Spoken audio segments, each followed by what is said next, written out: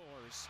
Snuck it past Volstead, short side, and the Flyers rally in the third, win the shootout 1-0, and they take this game 3-2 here tonight in St. Paul.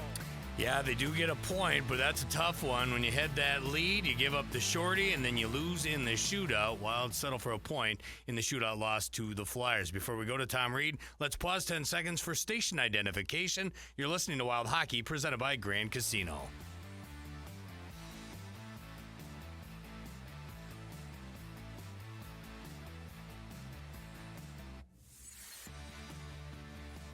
Tom Reid upstairs in the Al Shaver press box. I didn't like how this one ended up there, Tom. Things were going so well in the second period. After a sleepy start to the hockey game where the Wild only put 2 shots on Vladar, thought they came alive in the second, thought for sure in the third they'd be able to close it out.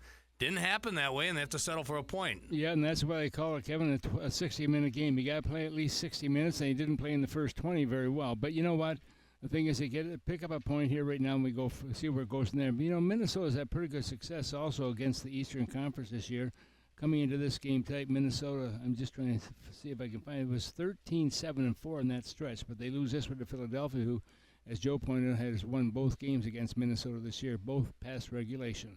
Never like to give up a shorty, especially one that ties the game in the third period. A shorty's bad regardless, but I didn't like the way it felt like Volsted's going to want that one back. He could see the shooter from a long ways out, and it just burned him stick side. Yeah, and you don't know if something got in front of his eyes. I didn't see anything there, but you don't know if it maybe hit the handle of the player in front there.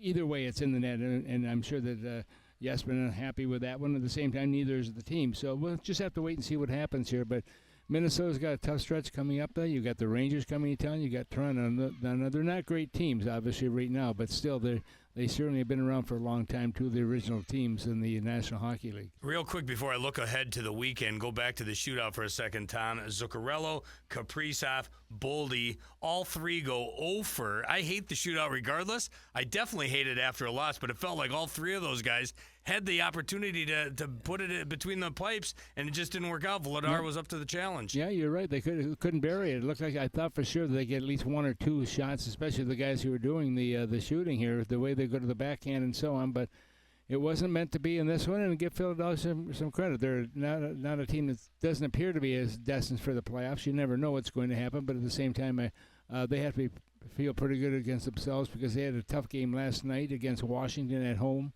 which they won 4-1, and win this one in extra time. Yeah, impressive back-to-back wins there for the Flyers. If their odds of going to the playoffs are a long shot, I'm not sure what that makes the Rangers and the Maple Leafs, 2 last-place teams in the Eastern Conference, including the Rangers. The Blue Shirts come to St. Paul on Saturday. Earlier start time. Puck will drop at 5 o'clock. Always fun to see the Blue Shirts of Broadway in St. Paul, but boy, what a tough season for New York. Well, for New York and Toronto, I mean, they're always using the powerhouses. That is not the case, as you pointed out, Kevin. They're both the last in their divisions, and right now Minnesota's got to find a way and can't take them very lightly. Hopefully not. All right, Tom, enjoy the evening. We'll talk to you Saturday night when the Wild host the Rangers.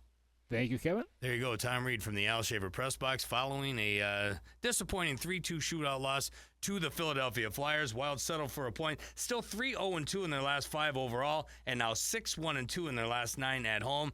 Boy, you like to get both points, though. When you get Boldy and Kaprizov both on the board, you like to come away with both points. Doesn't happen tonight, and instead the Wild fall short against the Flyers. The postgame show is just getting started. Joe O'Donnell, I think, making his way down to the Wild locker room. Plus, we've got John Hines' postgame comments all coming your way next. This is Wild Hockey, presented by Grand Casino.